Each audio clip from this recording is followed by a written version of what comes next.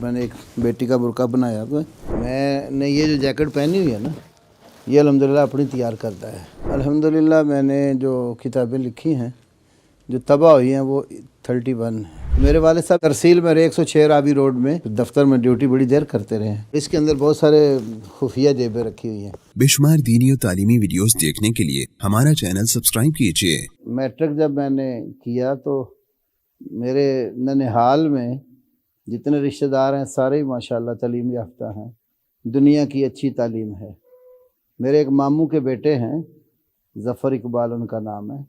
उन्होंने उस वक़्त MSc B.Ed किया और स्कूल टीचर लग गए।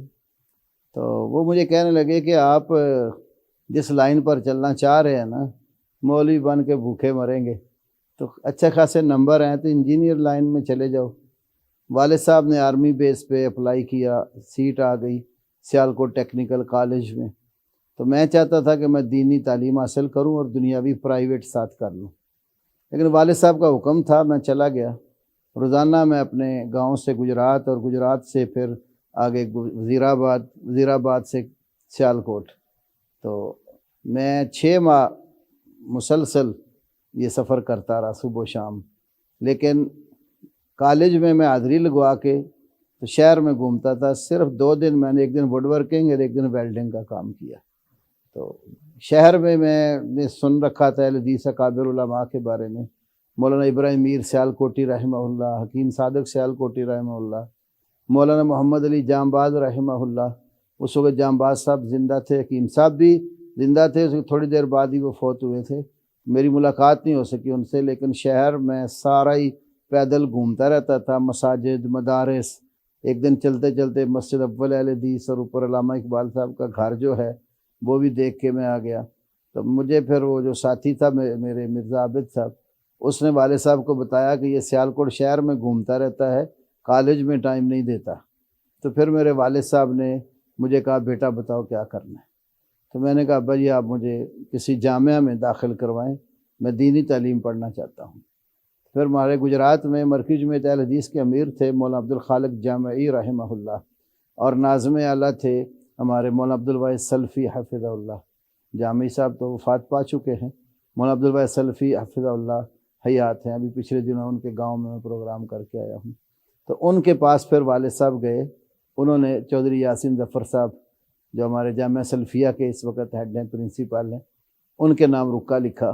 तो फिर उनका रुक्का लेके जामिया सल्फ़िया में 86 में जाकर दाखिल हो गए। जामिया सल्फ़िया में मशहूर जो हमारे असातिज़ा थे ना, उनमें एक तो थे मौलाना दाऊद फ़हीम मदनी रहमहुल्लाह, मौलाना मसूद रहमान जामबाज साहब के बड़े भाई। इसी तरह कारी अब्दुल रहीम साहब जलालपुरी रहमहुल्लाह, जो खुबैब भाई दारुल उलूम असरिया वाले, उनके वालिद मोहतरम। और इसी तरह शेख यूनुस भट्ट साहब होते थे, थोड़ा बहुत सबक वो पढ़ाते तो बड़ी क्लासों को थे, प्रोफेसर गुलाम नबी साहब। लेकिन बाद औक़ात में कोई मसले में इश्काल होता तो उनके पास भी चला जाता था। तो बाकी असातिज़ा तो बड़े बड़े थे। मुफ्ती अब्दुल साहब थे, उस वक़्त बुखारी शरीफ वहाँ पढ़ाते थे। मौलाना सनाउल्लाह साहब थे, वो नायब शेखुल हदीस थे। तो हमारे असातिज़ा जो हम इब्तदाई क्लासों में थे, 2 देवबंदी उस्ताद भी थे, उनमें एक कारी यूनुस साहब थे, वो हमें तजवीद पढ़ाते थे। जमालुल कुरान मैंने उनसे पढ़ा। मौलाना अब्दुल अली अंसारी साहब जो थे वो हमें उस वक़्त अबवाब सरफ़ भी पढ़ाते थे और ख़त्ताती का पीरियड उनका होता था। इसी तरह मौलाना अशरफ साहब थे जो जामिया सल्फ़िया की लाइब्रेरी जिनके पास होती थी, तो एक सबक उनको भी अरबी अदब का हमारा जो चौधरी साहब ने दिया था। तो ये असातिज़ा उस वक़्त मेरी क्लासों के थे। जामिया उलूम असरिया जाने का बायस ये था कि जिस वक़्त मैंने 2 साल जामिया सल्फ़िया में पढ़े तो मैंने FA का इम्तिहान देना था। मैं अपने गाँव चला गया। 1 माह की तैयारी पर मैंने FA क्लियर किया। तो उस वक्त जामिया उलूम असरिया का हमारे इलाके में बहुत यानी शोहरत हो चुकी थी, और सुल्तान अल कासमी जो शारजा के हाकिम हैं, उन्होंने उस इदारे की बुनियाद रखी थी। तो इलाके में वो मुझे करीब पड़ता था, तो इसलिए मैंने सोचा कि चलो ये करीब भी है, गांव में आना जाना, हर जुमेरात को आना मेरे लिए आसान भी है। तो नया नया जामिया बना है तो यहाँ मैं चला जाता हूँ। तो वो गुर्बत की वजह से मैं वहाँ जाकर दाखिल हुआ। तो उसकी मुझे ये सहूलत थी कि मैं हर जुमेरात को अपने गांव आ जाता था। फिर गांव में वालिद साहब ने मस्जिद के लिए जगह ख़रीद रखी थी और एक कमरा हमने बना लिया था। تو خطبہ جمعہ میں نے گاؤں میں شروع کر دیا، جس وقت میں مشکات شریف پڑھتا تھا ابھی۔ مسلم شریف تک میں نے وہیں پڑھا ہے۔ ہمارے وہاں اس وقت بڑے قابل اساتذہ کرام تھے، جن اساتذہ میں شیخ ابراہیم خلیل الفضلی حفظہ اللہ، جس وقت مکتوب دعویٰ سعودیہ میں آج کل ہوتے ہیں، حافظ ثناء اللہ زاہدی حفظہ اللہ بھی وہاں کے بار اساتذہ میں سے تھے۔ ان کے بڑے بھائی مولانا صدیق الحسن چیمہ صاحب وہ بھی وہاں تھے۔ اس طرح حافظ اخلاق صاحب، حافظ عبدالرحیم صاحب، کافی اچھی اساتذہ تھے وہاں۔ تو مسلم تک میں نے وہاں پڑھا، پھر گھریلو مجبوریوں کی وجہ سے میں ترک کر کے گجرات شہر میں رونٹی والی مسجد میں آ کر خطیب لگ گیا۔ میں ایک مرکز میں لاہور میں آ کر ڈیوٹی جوائن کی میں نے، تو میں نے دیکھا کہ وہ دفاتر ان کے 10-11 بجے سے پہلے نہیں کھلتے تھے۔ تو میرے طلب تھی کہ میرا اکثار رہتا ہے صحیح بخاری کا، تو میں وہ مکمل کروں۔ تو میں نے پھر غور کیا کہ کہاں جانا چاہیے مجھے، تو دارالحدیث چینیہ والی میں حضرت مفتی عبید اللہ عفیف صاحب حفظہ اللہ بخاری پڑھاتے تھے، تو میں ان کے پاس گیا۔ تو میں نے جا کر ذکر کیا تو انہوں نے داخل کر لیا۔ تو 8 سے 9 بجے تک وہ صحیح بخاری پڑھاتے تھے، اور ہفتے میں ایک بار تقریباً وہ ہمیں اصول حدیث پڑھاتے تھے۔ تو وہاں پر ایک استاد تھے مولانا عبدالعزیز ملتانی، عالمگیری اپنے نام کے ساتھ لکھتے تھے رحمۃ اللہ علیہ۔ تو وہ ماشاءاللہ تفسیر بیضاوی بڑے شوق سے پڑھاتے تھے۔ تو میں نے ان سے گزارش کی کہ تفسیر بیضاوی، حجت اللہ، شرح عقیدہ طحاویہ، یہ جو بڑی کتابیں ہیں، تو آپ اگر مجھے 8 بجے سے پہلے پڑھا دیں، میں فجر کے بعد آ جایا کروں گا، تو آپ کی بڑی مہربانی ہوگی۔ اللہ پاک ان کی قبر کو نور سے منور کرے۔ انہوں نے میری گزارش مان لی، تو میں الحمدللہ پھر ان کے پاس پڑھتا تھا، آ کر فجر پڑھتے ہی وہاں پہنچ جاتا تھا۔ تو 8 بجے پر مفتی صاحب کی کلاس میں بیٹھتا تھا، اور جتنی دیر میں مفتی صاحب کے پاس رہا ہوں، الحمدللہ صحیح بخاری کی عبارت میں خود ہی پڑھتا تھا، میرے ہوتے ہوئے کوئی بندہ نہیں پڑھتا تھا۔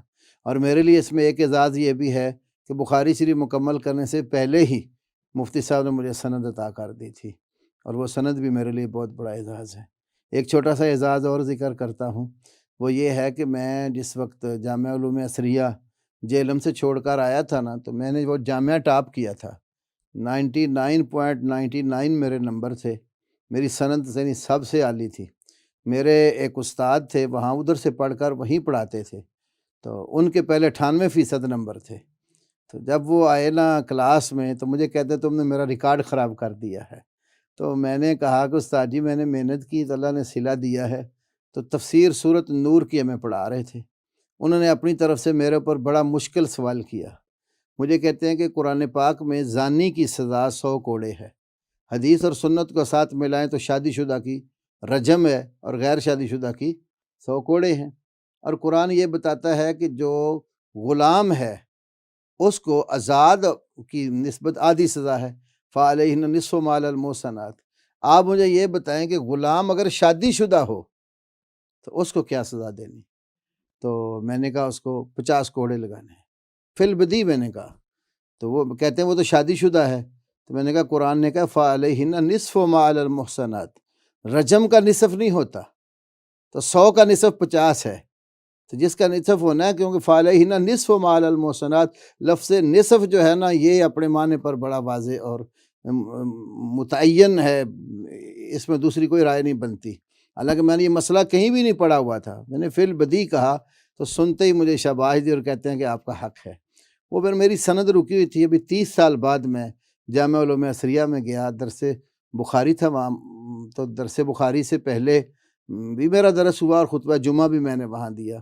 تو وہ مدنی صاحب کا چھوٹا بیٹا، اب وہ ماشاءاللہ مدیر التعلیم ہے، اس وقت وہ شاہ پیدا نہیں ہوا تھا، بالکل چھوٹا تھا، دوسری بیگم سے عکاشہ مدنی۔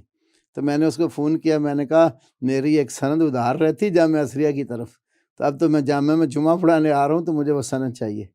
تو ان کی والدہ نے بھی کہا کہ آپ کو اعزاز کے ساتھ دیں گے۔ الحمدللہ میں پھر جب وہاں گیا ہوں، انہوں نے فریم کروا کے باقاعدہ مغرب کے بعد ڈاکٹر فضل علی صاحب حفظہ اللہ کا درس بخاری ہونا تھا، تو اس سے پہلے میرے اساتذہ نے مجھے وہ سند دی، میں نے 30 سال بعد وہ لی ہے الحمدللہ۔